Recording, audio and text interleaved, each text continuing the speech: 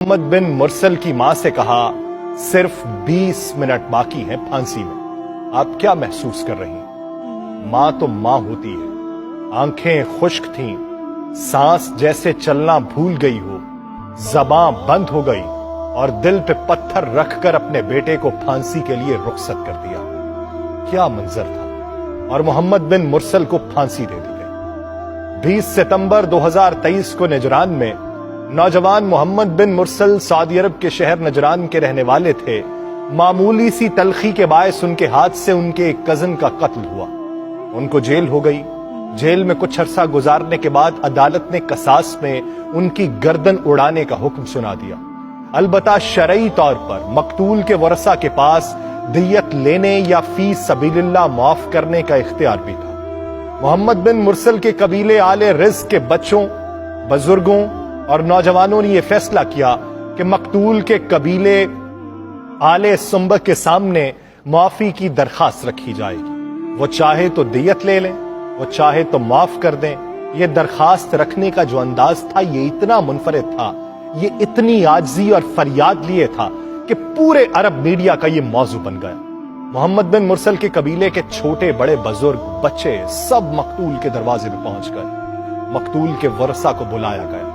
उनके सामने कबीले के सरदारों और शेखों ने, जवानों और बच्चों ने अपनी अकालें, चादरें, लंबे जुब्बे उतार कर मकतूल के वरसा के कदमों में रख दिए। इज्जत और फख्र समझे जाने वाली चीजें और अशिया उतार कर मकतूल की चौखट में रख दी गई।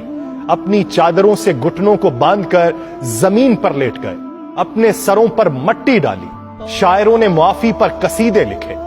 मकतूल के नन्हे बच्चे ने यूं मुआफी की इस्तदा की कि जिगर कट जाए और जितनी चाहे दियत की पेशकश की गई। पूरा सऊदी अरब बोल पड़ा कि माफ किया जाना चाहिए। शरीयत ने दियत और माफी का ऑप्शन भी तो रखा है, लेकिन मकतूल के वरसा ने ना तो माफ किया और ना ही दियत लेने पर राजी हुए। चुनाचे आज से कुछ दिन पहले 20 सितंबर को नौजवान मोहम्मद बिन मुरसल की गर्दन कसास में उड़ा दी गई।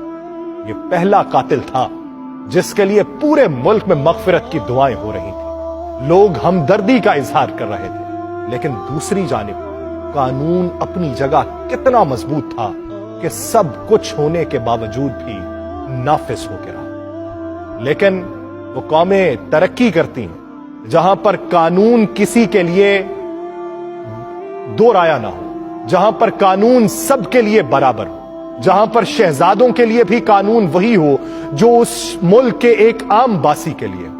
तो वो कौमें तरक्की करती हैं, तो तरक्की करने के लिए कानून को नाफिज करना पड़ता है, तफरीक को खत्म करना पड़ता है। जब तफरीक खत्म नहीं होगी तब कोई कौम आगे नहीं बढ़ सकती, तब रेवड़ कौम में तब्दील नहीं हो सकता।